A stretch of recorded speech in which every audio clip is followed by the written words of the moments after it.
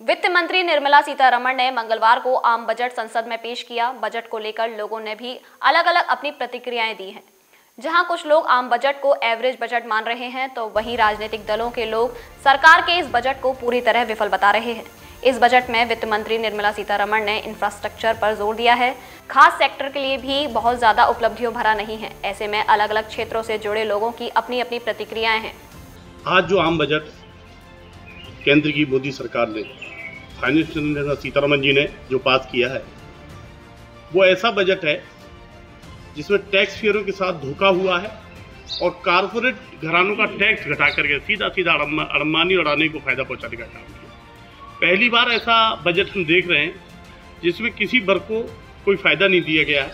न ही कोरोना जैसी महामारी से देश जूझ के निकला है, आज तक कोई उन कोरोना जैसी कोई राहत देने का काम किया है। अगर कुछ किया, ऐसा लग रहा है ये बजट नहीं 25 वर्ष का ब्लूप्रिंट दिया हुआ इन्होंने। आज जो बजट है, आम जनमानस को निराशा मिली है, इसमें आम जनमानस इससे दुखी है।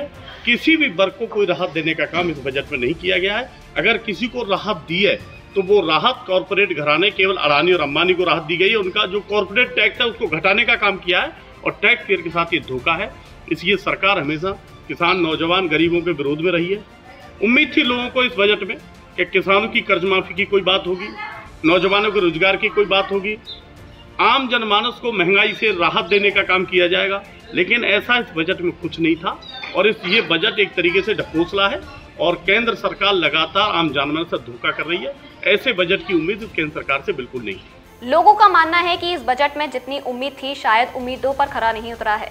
वहीं कुछ लोग सरकार के इस बजट को इंफ्रास्ट्रक्चर की दृष्टि से ठीक बता रहे हैं, तो वहीं कुछ लोग पूरी तरह विफल बता रहे हैं। आज जो केंद्र सरकार ने बजट प्रस्तुत किया है, इस बजट में और पिछले जो केंद्र सरकार ने अब तक 2014 से बजट प्रस्तुत किए हैं, उसमें कोई बड़ा अंतर नहीं है। पहले भी ये लोग सपने दिखाते रहे हैं और इसमें भी इन्होंने सपने दिखाने का ही काम हुआ है। जब बजट आगे प्रस्तुत होकर के पूरा फॉर्म में आएगा तो सारे सपने जो पहले नौजवानों के टूटे हैं, लोगों के टूटे, वही टूटेंगे। ज़रूरत थी इस बजट में ज़्यादा से ज़्यादा नए रोजगार पैदा करने की, वहाँ इन्होंने खाली सपने दिखाने का काम किया है। 90% जनता को जो राहत मिलनी चाहिए थी महंगाई से, वहाँ भी इन्होंने बजट में सपने दिखाने का काम किया है। और कोरोना के चलते जो लोगों की आर्थिक स्थितियाँ बिगड़ी हैं, लोगों की आर्थिक स्थिति में गिरावट आई है, उसको आगे बढ़ाने की ज़रूरत थी। लोगों को राहत देने की, उनको कोई राहत नहीं मिलेगी। 90% जनता का इस बजट से कोई दूर दूर तक राहत का रिश्ता नहीं है। यह बजट पूरी तरह से कारपोरेट घरानों के घरों को भरने वाला है और इस बजट में और पिछले बजट में कोई भी दूर दूर तक अंतर दिखाई नहीं दे रहा है।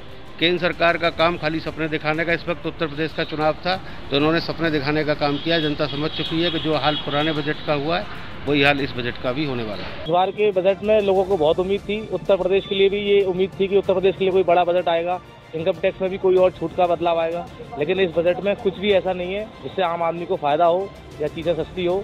लोगों को फिर दोबारा से निराशा की हाथ लगी है इस बार की, पहले की तरह। क्या कुछ रहा बजट में अगर बात की जाए? क्या कुछ रहा बजट में अगर बात की जाए?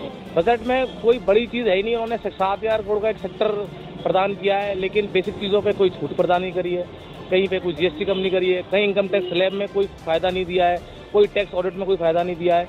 आम जनता को इस बजट से कोई फायदा मेरे को तो समझ में नहीं आता कि किसी को मिलेगा।